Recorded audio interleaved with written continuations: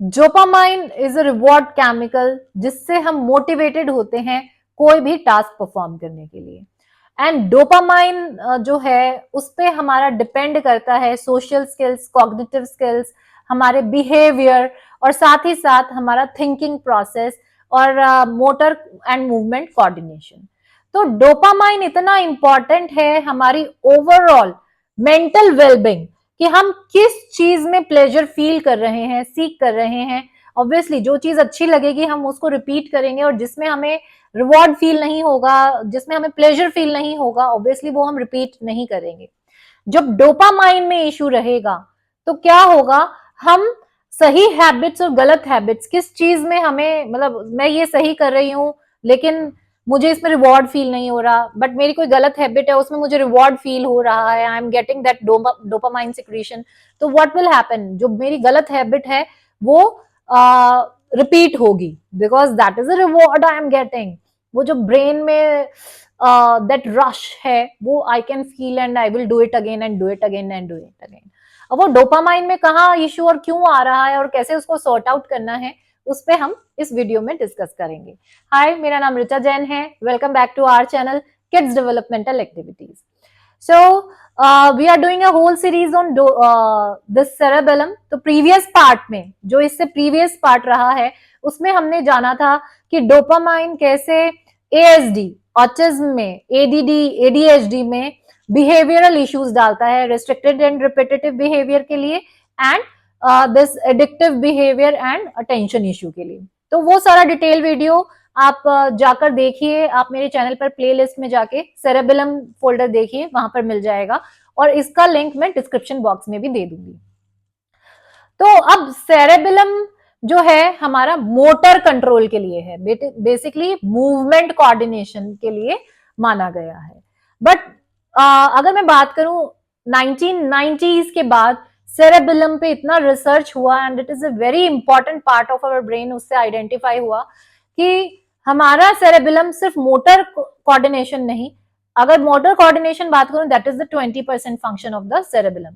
बाकी जो 80% फंक्शंस हैं, because cerebellum is connected to our whole brain, जो सर्किट्स हैं वो पूरे ब्रेन से कनेक्टेड हैं, और 80% जो उसका फंक्शन है वो नॉन मोटर रीजन से रहता है। And one of the region is ventral tegmental area, VTA। ये जो एरिया रहता है ये हमारे डोपामाइन को जो है बाकी पूरे ब्रेन में प्रोवाइड कराता है। इट इज लाइक जो VTA है इसका फंक्शन क्या होता है, detection and prediction of reward, कि डिटेक्ट करना कि किस चीज से हम लोगों को रिवॉर्ड फील हो रहा है या फिर किस चीज में प्लेजर फील हो रहा है, और उसको प्रिडिक्ट करना और पूरे ब्रेन सर्किटरी तक प्रोवाइड कराना। जब एएसडी और ऑटिज्म में लो डोपामाइन होते हैं तो क्या होगा, अब जिस चीज में रिवॉर्ड फील होना चाहिए उसमें नहीं हो रहा, और फ्लैपिंग में, लाइनिंग ऑफ द टॉयज में, इनमें हमें डोपामाइन, उधर वो जो है VTA में इश्यूज हैं, सेरेबेलम में इश्यूज हैं, तो इन चीजों से हमें डोपामाइन मिल रहा है। तो ब्रेन सर्किटरी में जो पूरा डोपामाइन का लेवल है, वो सर्कुलेशन है, वो सही नहीं हो पा रहा, जिसकी वजह से ये सारे बिहेवियर इश्यूज आ रहे हैं। अब इसका इफेक्ट किस पे रहता है, हमारी मूवमेंट पे, हमारे बॉडी पे, ब्रेन पे, बिहेवियर पे, कॉग्निटिव स्किल्स पे, मेमोरी पे, सोशल स्किल्स पे। तो ये जो पूरा है ये रिसर्च बेस्ड डाटा है जो कि साइंटिस्ट रॉबर्ट सी स्पेंसर ने किया, एंड दो तीन और साइंटिस्ट हैं जिनकी रिसर्चेस में ये प्रूव हुआ है कि सेरेबेलम डायरेक्टली VTA को पाथवे को कंट्रोल कर रहा है। अगर वहां सेरेबेलम में इशू है तो डोपामाइन में जो सर्कुलेशन है उसमें इशू रहेगा। अब वो आप डिटेक्ट कैसे कर सकते हैं कि लो डोपामाइन है। देखिए, लो डोपामाइन होगा तो मोटर कोऑर्डिनेशन इशू रहेगा, सेरेबेलम इफेक्टेड है तो मोटर कोऑर्डिनेशन इशू है ही है। The second thing is short term memory weak रहेगी, और डेली टास्क बच्चे को या किसी एडल्ट को भी करने में इशू रहेगा। इसका मेन जो डोपामाइन का है, डोपामाइन का, कि प्रॉब्लम विद एंगर, बहुत जल्दी गुस्सा आता है उन लोगों को, सेल्फ एस्टीम इश्यूज रहते हैं, एंजाइटी, इम्पल्सिवनेस, ठीक है, जो प्रीवियस वीडियो में मैंने आपको एक्सप्लेन किया, लैक ऑफ ऑर्गेनाइजिंग स्किल्स और सोशल विड्रॉल। सोशल विड्रॉल क्योंकि वो जैसे इस पे मैं अभी आगे डिस्कस करेंगे, सोशल विड्रॉल कि वो सोशली कनेक्ट नहीं होना चाहते लोगों से। तो ये सारे सिम्टम रहते हैं जब डोपामाइन इशू है बिकॉज ऑफ वीटीए। ठीक है, अब जब हम लोग सेरेबेलम पे काम करेंगे तो हमारे डोपामाइन पे भी काम होगा, ठीक है, क्योंकि वीटीए का जो पाथवे है वो स्ट्रांग होगा और जो डोपामाइन की डिटेक्शन एंड प्रिडिक्शन है वो करेक्ट फॉर्म में होने लगेगी, जिससे हमारे social and behavioural issues sort out होने लगेंगे।